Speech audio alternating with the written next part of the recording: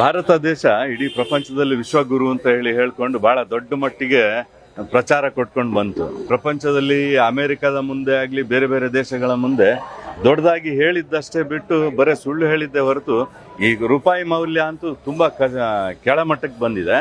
ಈ ಹಿಂದೆ ಸೂಲಿಬೆಲೆ ಅವರು ಮತ್ತೆ ಅವರ ಕೆಲವು ಫಾಲೋವರ್ಸ್ ಎಲ್ಲ ಮಾತಾಡೋದು ನೋಡಿದ್ರೆ ಏನು ನಮ್ಮ ಭಾರತ ದೇಶ ಬಹಳ ಉನ್ನತ ಮಟ್ಟಕ್ಕೆ ಹೋಗ್ತದೆ ಅಂತ ಹೇಳಿ ನಾವೆಲ್ಲ ತುಂಬಾ ಒಂದು ನಿರೀಕ್ಷೆಯನ್ನು ಇಟ್ಕೊಂಡಿದ್ವಿ.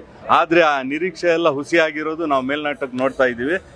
ಆದ್ರೆ ಇವರು ಏನ್ ಮಾಡ್ತಾ ಇದ್ದಾರೆ, ದೇಶವನ್ನ ಬೇರೆ ಮಾರಾಟ ಮಾಡುವಂತ ನಿಟ್ಟಿನಲ್ಲಿ ಹೋಗ್ತಾ ಇರೋದು ನಾವು ನೋಡ್ತಾ ಇದೀವಿ. ರೈಲ್ವೆ ಮಾರಾಟ ಆಯ್ತು, ಏರ್ಪೋರ್ಟ್ ಮಾರಾಟ ಆಯ್ತು, ಮತ್ತೆ ಹೀಗೆ ಬಹಳಷ್ಟು ಸಂಸ್ಥೆಗಳನ್ನ ಮಾರಾಟ ಮಾಡಿ ಈಗ ದಿವಾಳಿ ಲೆಕ್ಕಕ್ಕೆ ಹೋಗ್ತಾ ಇರೋದನ್ನ ನಾವು ನೋಡ್ತಾ ಇದೀವಿ. ನನಗೆ ಇದು ನೋಡ್ತಾ ಇದ್ರೆ ಏನ್ ಅನಿಸ್ತದ ಅಂತ ಹೇಳಿದ್ರೆ, ಮುಂದಿನ ದಿನಗಳಲ್ಲಿ ಭಾರತ ದೇಶ ಎಲ್ಲಿ ಮತ್ತೆ ಪಾತಾಳಕ್ಕೆ ಹೋಗ್ತದ ಅಂತ ಹೇಳುವಂತ ಒಂದು ಮನಸ್ಸಿಗೆ ಬಂದು ಭಯ ಆಗ್ತಾ ಇದೆ. ಮತ್ತೆ ಇವರು ಈ ಬಿಜೆಪಿ ಏನು ಆಡಳಿತಕ್ಕೆ ಬಂದ ನಂತರ ಬರೇ ದ್ವೇಷ ದ್ವೇಷ ದ್ವೇಷ ಬಿಟ್ರೆ ಇಲ್ಲಿ ಪ್ರೀತಿ ಬಾಂಧವ್ಯವನ್ನು ಬೆಸೆಯುವಂತ ಕೆಲಸ ಆಗ್ಲಿ, ಆ ದೇಶದ ಅಭಿವೃದ್ಧಿ ಬಗ್ಗೆ ಆಗ್ಲಿ ಯಾವ್ದ್ರ ಬಗ್ಗೆನೂ ಚರ್ಚೆನೂ ಆಗ್ತಾ ಇಲ್ಲ. ನೋಡಿ, ಪಾರ್ಲಿಮೆಂಟ್ ನಲ್ಲೂ ಕೂಡ ನೋಡಿ SIR ಎಂದು ಎಂತ ದೊಡ್ಡ ಘೋರ ದುರಂತ ನಡೀತಾ ಇದೆ.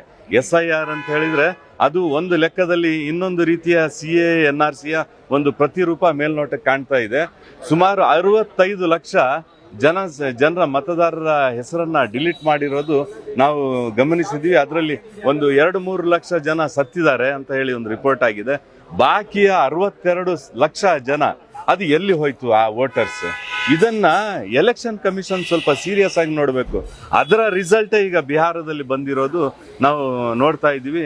ಇದು ಪ್ಯೂರ್ಲಿ ಪೊಲಿಟಿಕ್ಸ್. ಇದು ಏನು ಅಧಿಕಾರಕ್ಕೆ ಬರೋದಕ್ಕೆ ಏನೇನ್ ಬೇಕು ಎಲ್ಲವೂ ಇವರು ಮಾಡ್ತಾರೆ. ದೇಶವನ್ನು ಅಧೋಗತಿಗೆ ತಗೊಂಡು ಹೋಗ್ತಾರೆ ಅಂತ ಹೇಳಿಕ್ ನಾನು ಬಯಸ್ತೇನೆ.